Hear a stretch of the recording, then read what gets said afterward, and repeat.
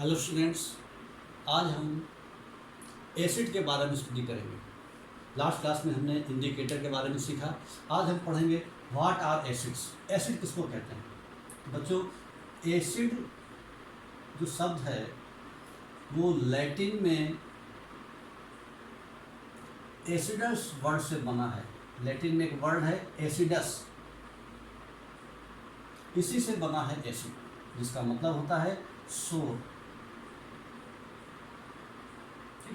Acids are सोर इन test. तो acid की डेफिनेशन क्या है? एसिड्स आर दो सब्सटेंस विच आर सोर इन टेस्ट। एसिड्स आर दो सब्सटेंस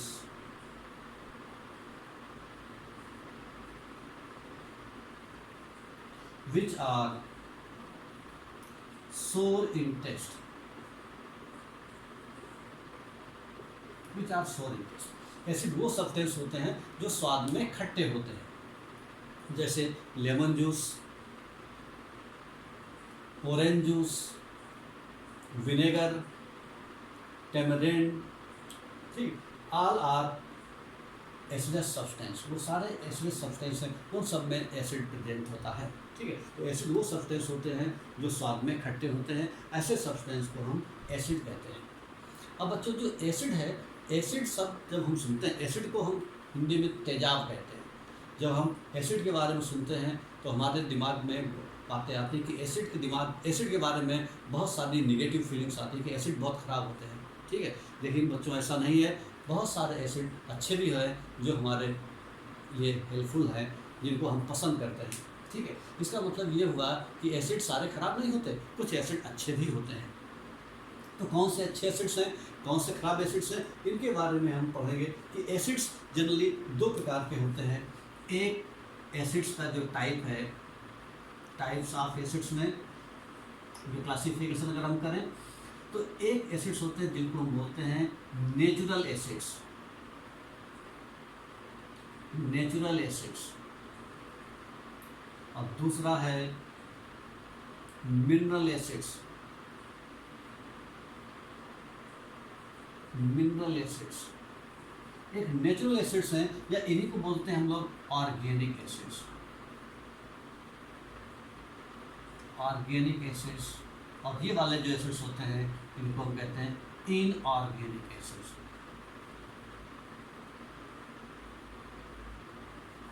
तो दो प्रकार के एसिड्स हैं, एक नेचुरल एसिड्स या ऑर्गेनिक एसिड्स, दूसरे मिनरल एसिड्स या फिर इनऑर्गेनिक एसिड्स के नाम से जानते हैं।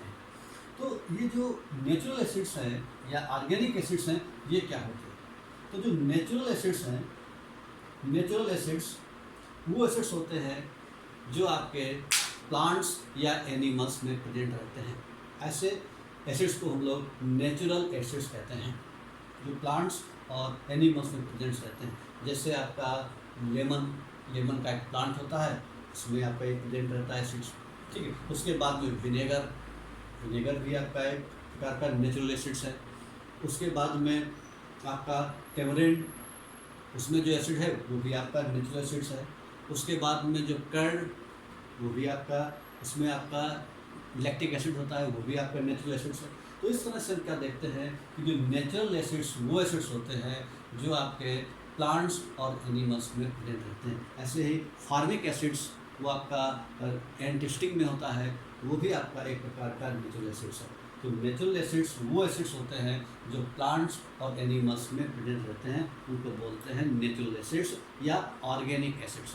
तो ये वाले जो नेचुरल एसिड्स हैं या ऑर्गेनिक एसिड्स हैं, ये काफ़ी वीक एसिड्स होते हैं। यही वजह है कि इसका इस्तेमाल हम लोग खाने पीने की चीज़ों में करते हैं। जैसे लेमन है, लेमन जूस हम लोग लेते हैं, ऑरेंज वगैरह हम लोग खाते हैं, टेमरिंड वगैरह का भी इस्तेमाल करते हैं, विनेगर का भी इस्तेमाल करते हैं, कर्ड जिसमें कि लैक्टिक एसिड प्रेजेंट होता है उसका भी इस्तेमाल करते हैं। तो ये जो नेचुरल एसिड्स होते हैं ये हमारे लिए अच्छे होते हैं, हमारी हेल्थ के लिए अच्छे रहते हैं। इन्हीं को हम लोग ऑर्गेनिक एसिड्स कहते हैं। दूसरे एसिड्स हैं मिनरल एसिड्स या इनऑर्गेनिक एसिड्स। जो मिनरल एसिड्स हैं, ये जो मिनरल्स से मिलते हैं उनको बोलते हैं हम लोग मिनरल्स एसिड्स के नाम से या इनऑर्गेनिक एसिड्स के नाम से जानते हैं। ये एसिड जनरली हार्ड होते हैं। तो जो नेचुरल एसिड्स होते हैं, ये बात ध्यान रखना है, नेचुरल एसिड्स, इनका नाम है ऑर्गेनिक एसिड्स भी रहता है, ऑर्गेनिक एसिड जिसको कहते हैं ऑर्गेनिक एसिड। और ये एसिड कैसे रहते हैं? वीक एसिड रहते हैं। जनरली कैसे होते हैं? Weak acid, weak acid. ठीक है, ये कौन कौन से एग्जाम्पल हैं? जैसे कि आपका विनेगर में जो एसिड रहता है, एसिटिक एसिड है विनेगर। ठीक है, विनेगर इसको कहेंगे हम लोग, विनेगर। ठीक, उसके बाद में लेमन जूस, लेमन जूस, इसमें साइट्रिक एसिड प्रेजेंट रहता है। कौन सा acid? Citric acid, citric acid. एक होता है फार्मिक एसिड, फार्मिक एसिड, ये कहाँ पर मिलता है? एंट स्टिंग में मिलता है। चींटी जब काटती है तो अपने आपकी बॉडी के अंदर एक प्रकार का एसिड छोड़ देते हैं, जिसको बोलते हैं लोग फार्मिक एसिड। ठीक है, फार्मिक एसिड। और एक है लैक्टिक एसिड, जो आपका कर्ड में मिलता है या सोर मिल्क में मिलता है, कर्ड में। तो इस तरह से ये सारे आपके नेचुरल एसिड्स हैं या ऑर्गेनिक एसिड्स हैं। ये एसिड्स जनरली वीक होते हैं। दूसरे एसिड्स हैं जिनको हम कहते हैं मिनरल एसिड या फिर इनऑर्गेनिक एसिड। ये एसिड्स जनरली हार्ड होते हैं। ठीक है, जैसे कि hydrochloric acid, HCl, hydrochloric acid, इसका नाम है बच्चों हाइड्रोक्लोरिक एसिड, हाइड्रोक्लोरिक एसिड, ये आपको ध्यान में रखना है, हाइड्रोक्लोरिक एसिड। दूसरा आपका सल्फ्यूरिक एसिड, H2SO4, ये भी आपका मिनरल एसिड्स है, इसका नाम है सल्फ्यूरिक एसिड, सल्फ्यूरिक एसिड, ये भी मिनरल एसिड है। तीसरा आपका नाइट्रिक एसिड, इसका नाम है नाइट्रिक एसिड, ये भी मिनरल एसिड्स है। चौथा फास्फोरिक एसिड,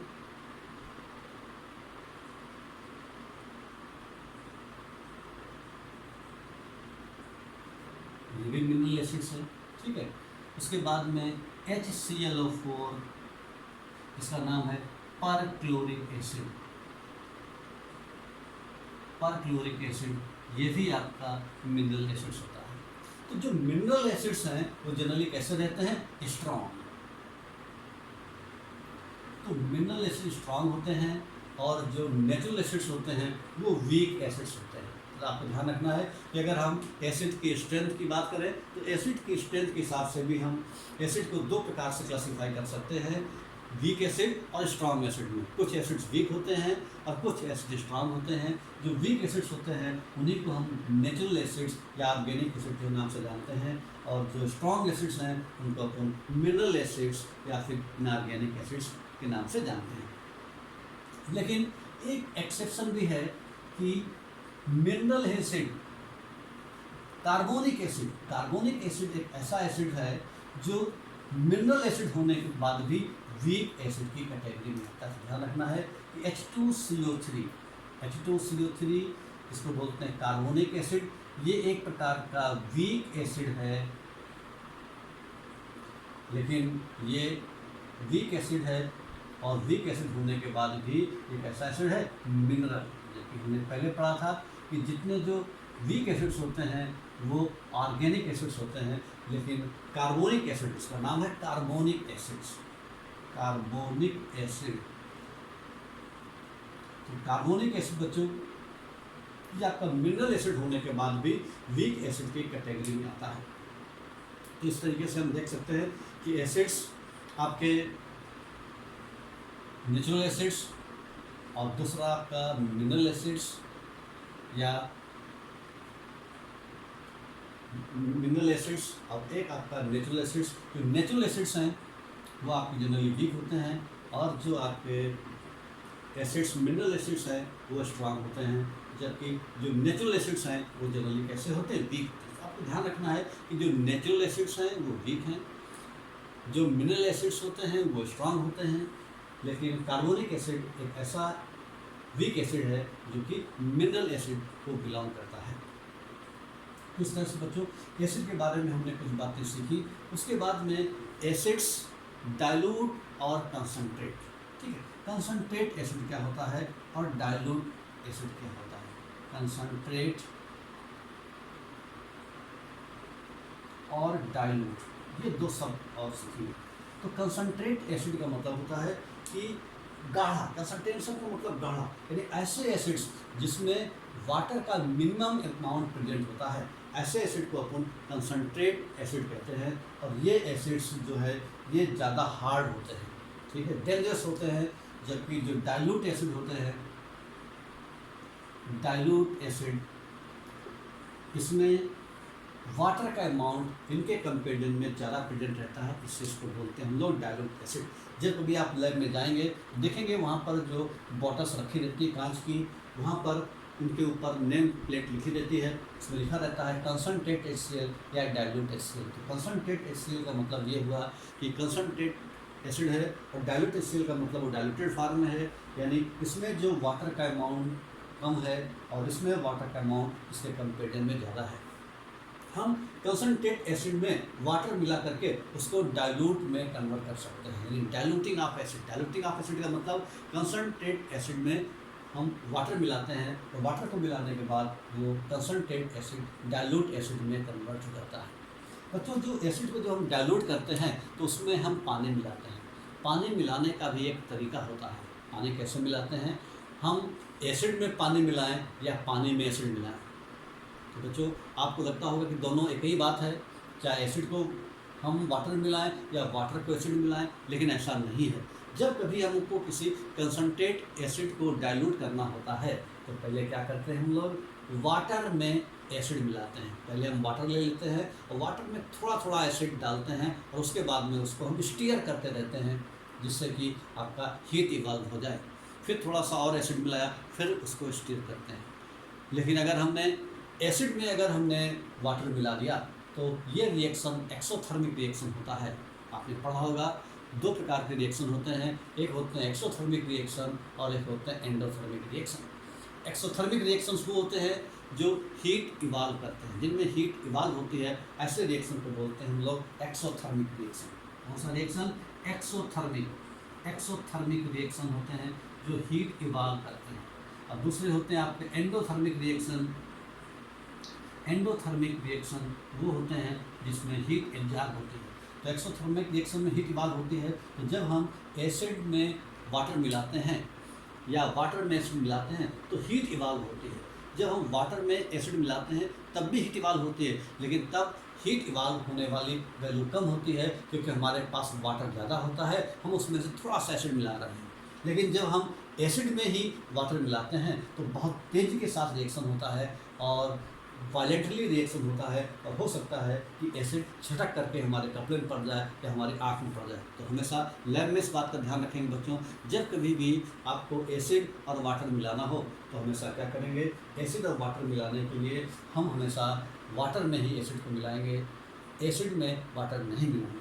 तो इस तरीके से हम कंसंट्रेट एसिड को डाइल्यूट एसिड में हम कन्वर्ट कर सकते हैं। क्या करके, वाटर में एसिड को मिला करके हम उसको कंसंट्रेट एसिड को डाइल्यूट एसिड में कन्वर्ट कर सकते हैं। कंसंट्रेट एसिड ज़्यादा डेंजरस है कंपेरिजन टू डाइल्यूट एसिड के। तो आपको ध्यान में रखना है कि जो एसिड्स होते हैं इनकी खास बात ये होती है कि ये कोरोसिव नेचर के होते हैं, ये कोरोड कर देते हैं। ठीक है, अगर कपड़े में पड़ जाए तो कपड़े को ख़राब करते देते हैं, लकड़ी पर वुडन कोई चीज़ है उसको भी ख़राब करते हैं, कोई स्टोन है, पत्थर है, उस पर भी अपना असर डालते हैं, स्किन में पड़ जाए तो उस पर भी असर डालते हैं, किसी मेटल का कोई शीट है उसके ऊपर भी एसिड अपना फ़र्क डालते हैं। यही वजह है कि लैब में, लेबोरेटरी में जब कभी आप जाएंगे तो देखेंगे कि जो एसिड हैं किसी मेटल कंटेनर में नहीं रखे जाते। क्यों? क्योंकि ये तोड़ कर देते हैं मेटल। इसलिए एसिड को हमको जहाँ पर स्टोर करना है हम किस में स्टोर करते हैं, ग्लास में, कांच के बर्तन में स्टोर करते हैं, या कोई सिरेमिक अगर है उसका पॉट है उसमें भी स्टोर कर सकते हैं।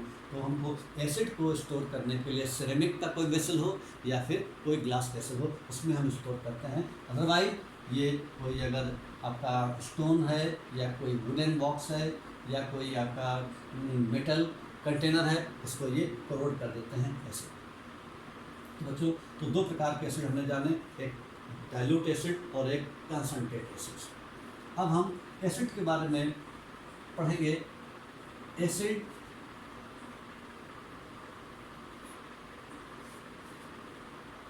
के बारे में हम सीखेंगे एसिड्स की प्रॉपर्टी, एसिड की क्या क्या प्रॉपर्टी होती है। तो हमने सीखा, सबसे पहले हमने जाना कि एसिड्स वो सब्सटेंस होते हैं जो स्वाद में खट्टे होते हैं, दे आर सोर इन टेस्ट। एसिड दो प्रकार के होते हैं, एक नेचुरल एसिड्स, दूसरा मिनरल एसिड्स। नेचुरल एसिड्स के नाम याद रखने हैं, मिनरल एसिड्स के नाम याद रखने हैं। जो नेचुरल एसिड्स होते हैं वो जनरली सॉफ्ट होते हैं, और जो मिनरल एसिड्स होते हैं वो जनरली स्ट्रॉन्ग नेचर के होते हैं, हार्ड नेचर के होते हैं। आज हम पढ़ेंगे कैरेक्टरिस्टिक्स ऑफ एसिड्स, यानी प्रॉपर्टीज ऑफ एसिड। एसिड की क्या क्या प्रॉपर्टी है, properties of acids, properties of acids.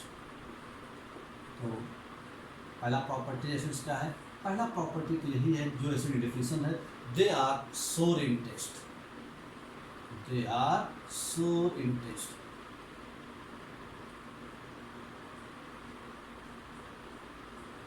पहली प्रॉपर्टी है एसिड की, वो स्वाद में खट्टे होते हैं, दे आर सोर इन टेस्ट। दूसरा पॉइंट क्या है एसिड की, और खास बात क्या है, asset turn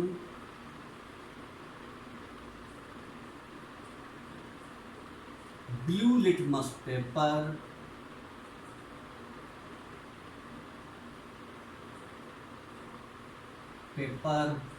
into red. Blue litmus paper का जो कलर है, ब्लू लिटमस पेपर का कलर उसको रेड में कन्वर्ट कर देते हैं, ऐसे सब्सटेंस को एसिड कहा जाता है। एसिड की खास बात ये होती है। तीसरी खास बात क्या है एसिड की, जो एसिड्स हैं उनकी खास बात है, acid react with metal, they evolve hydrogen gas, they evolve hydrogen gas, hydrogen gas को इवॉल्व करते हैं।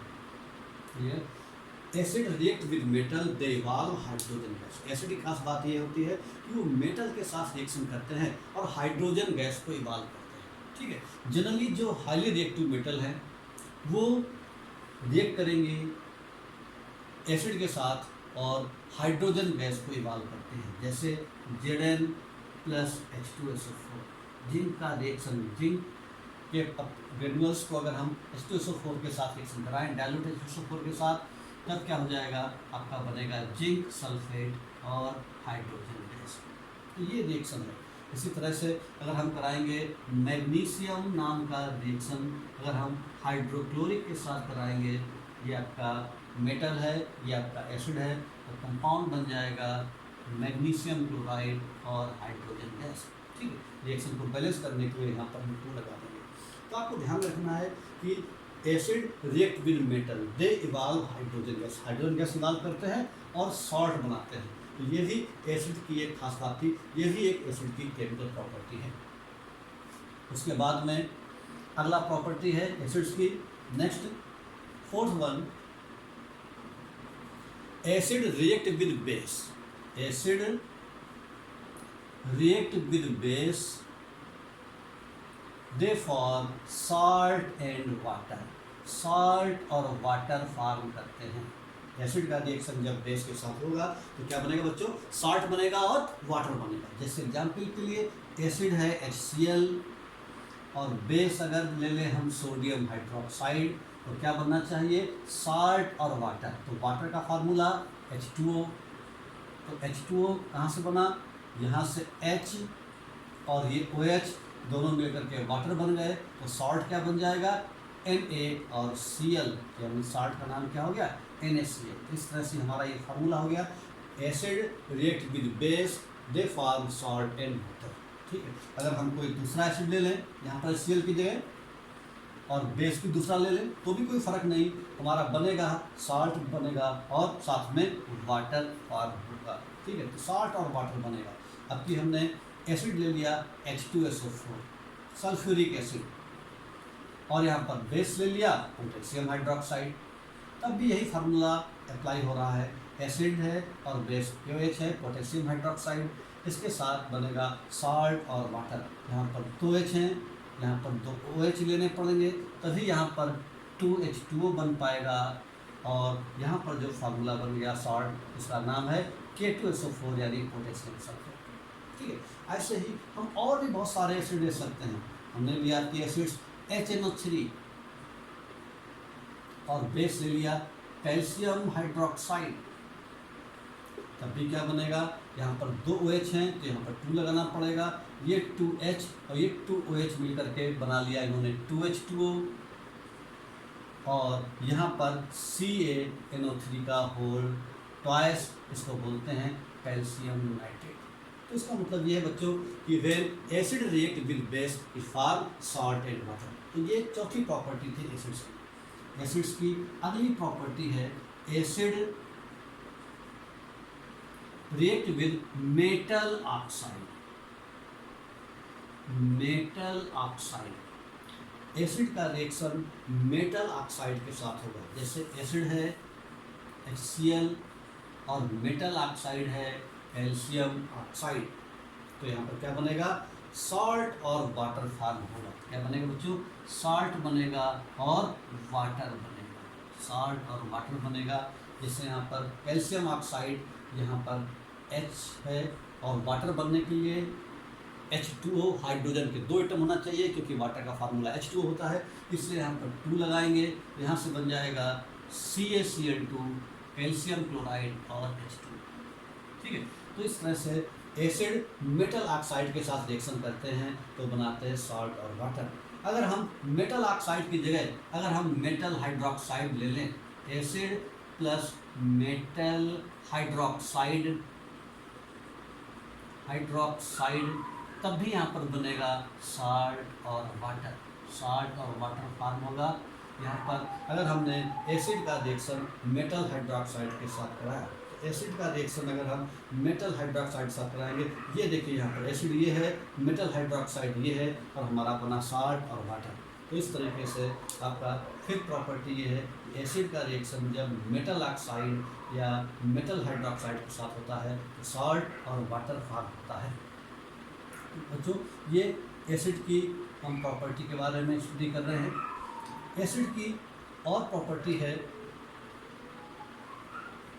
Acid react with metal carbonate और metal bicarbonate. Acid react with metal carbonate, metal carbonate और मेटल बाइकार्बोनेट,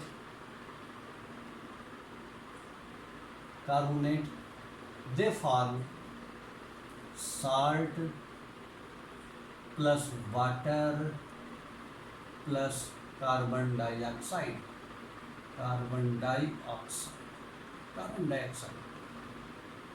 यहाँ पर हम देखेंगे acid हमने ले लिया HCl, मेटल कार्बोनेट ले लिया सोडियम कार्बोनेट, तो क्या बनना चाहिए, साल्ट बनना चाहिए, वाटर बनना चाहिए और कार्बन डाइऑक्साइड बनना चाहिए। तो सबसे पहले यहाँ पर हम H2O बनाने के लिए यहाँ पर 2 लगाएंगे, तो 2H और 1 O, तो क्या बन गया, वाटर। CO3 में से 1 O निकल गया, H2O के साथ मिल गया, तो यहाँ बचा CO2 यानी कार्बन डाइऑक्साइड बन गया। और यहाँ पर सोडियम के 2 एटम, 2 क्लोरीन के, ये बन गया 2NaCl।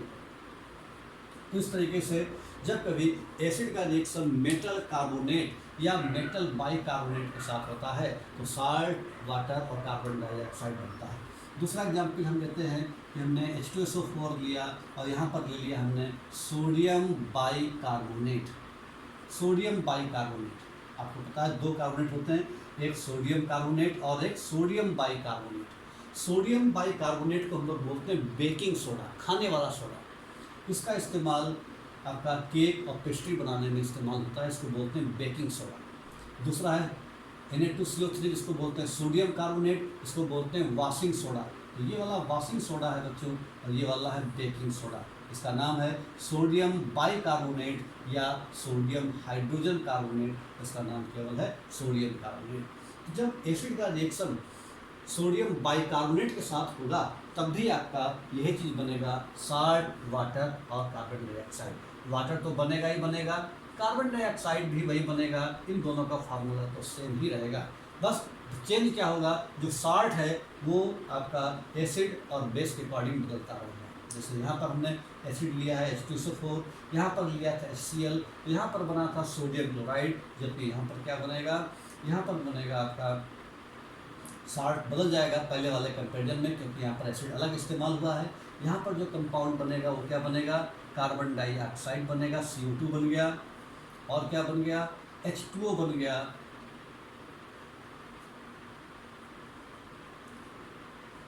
CO2 और H2O, और साथ में क्या बनेगा, और साथ में बन जाएगा सोडियम सल्फेट Na2SO4।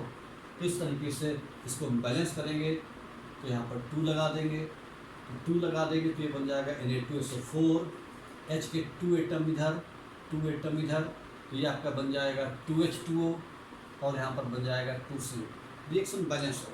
तो इस तरीके से हम क्या देखते हैं कि जब एसिड का रिएक्शन मेटल कार्बोनेट या मेटल बाइकार्बोनेट के साथ होता है तो बनता है साल्ट, वाटर और कार्बन डाइऑक्साइड। तो एसिड की ये भी एक प्रॉपर्टी है।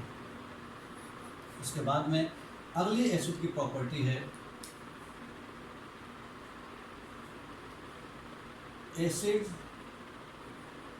Solution conducts electricity, conducts electricity, electricity. जो आपके एसिड सॉल्यूशन हैं वो इलेक्ट्रिसिटी कंडक्ट करते हैं, इनको इलेक्ट्रोलाइट्स भी कहा जाता है। यानी कोई भी सॉल्यूशन है अगर उसमें आपका एसिड प्रेजेंट है तो वो इलेक्ट्रिसिटी कंडक्ट करेगा। जैसे रेन वाटर और डिस्टिल वाटर। जो डिस्टिल वाटर है, डिस्टिल्ड वाटर और रेन वाटर, तो जो डिस्टिल वाटर है वो इलेक्ट्रिसिटी कंडक्ट नहीं करता, जबकि रेन वाटर आपका इलेक्ट्रिसिटी कंडक्ट करता है। ऐसा क्यों है, क्योंकि जो रेन वाटर है वो एसिडिक नेचर का हो जाता है, क्योंकि जब पानी ऊपर से बरसता है तो रास्ते में बहुत सारे जो नॉन मेटल के ऑक्साइड हैं उनके साथ रिएक्शन होता है। जैसे एग्जाम्पल के लिए मान लो जो रेन वाटर है, ऊपर से गिरा रेन वाटर, बीच में रास्ते में एटमॉस्फेयर में उसको कार्बन डाइऑक्साइड गैस मिल गई और इसके साथ इसने आपस में रिएक्शन किया और H2CO3 बना लिया, जो कि एक प्रकार का एसिड है, इसका नाम है कार्बोनिक एसिड। तो इस तरीके से जो रेन वाटर है वो आपका एसिडिक सॉल्यूशन बन जाता है और उसी वजह से वो इलेक्ट्रिसिटी कंडक्ट करता है, जबकि डिस्टिल वाटर इलेक्ट्रिसिटी कंडक्ट नहीं करता। ठीक है, तो एक हमारी प्रॉपर्टी है एसिड सॉल्यूशन कंडक्ट्स इलेक्ट्रिसिटी। उसके बाद बच्चों नेक्स्ट प्रॉपर्टी है acids are corrosive in nature.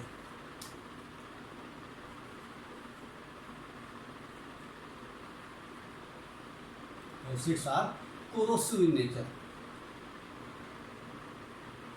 Corrosive in nature.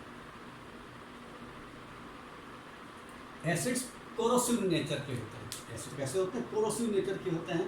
Corrosive nature का मतलब अगर हमारे स्किन में पड़ जाते हैं तो इसको डिस्ट्रॉय करते हैं, छाले पड़ जाते हैं स्किन पर, और क्लॉथ में पड़ जाते हैं तो क्लॉथ खराब हो जाता है। ठीक है, किसी फ्लोर में पड़ जाएं तो वहाँ पर भी अपना एक असर डालते हैं। तो इस तरह से ये आपके कोरोसिव नेचर के होते हैं। ठीक है, इसी तरह से एसिड की तरह बेस भी, जो स्ट्रॉन्ग बेस हैं वो भी कोरोसिव नेचर के होते हैं।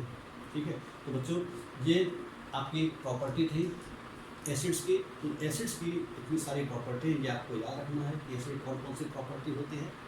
उसके बाद एसिड्स में क्या चीज़ रहती है जो कॉमन रहता है। एसिड्स में क्या रहता है जो कॉमन रहता है बच्चों, तो एसिड्स में जितने भी एसिड्स होते हैं अगर उनको हम वाटर में डिजॉल्व करें तो वो क्या करते हैं, H आयन रिलीज करते हैं। अगली क्लास में बच्चों हम ये पढ़ेंगे अगले लेक्चर में कि एसिड्स में क्या चीज़ कॉमन होती है, क्या जितने भी कंपाउंड हैं उसमें अगर H प्रेजेंट है तो ज़रूरी नहीं कि वो आपके एसिड्स ही होते हैं। जैसे वाटर, इसमें भी हाइड्रोजन प्रेजेंट है, एसिड्स नहीं है। उसी तरह से ग्लूकोज C6H12O6 है, यहाँ पर भी हाइड्रोजन प्रेजेंट है, उसके बाद भी वो एसिड्स नहीं है। इसी तरह से C2H5OH एथाइल एल्कोहल, यहाँ पर भी हाइड्रोजन प्रेजेंट है, उसके बाद भी ये एसिड नहीं है। तो आखिर एसिड कौन से होते हैं, हम कैसे पहचानेंगे कौन से सब्सटेंस एसिड्स हैं बच्चों? अगले एक लेक्चर में हम इसके बारे में डिस्कस करेंगे। Okay, thank you.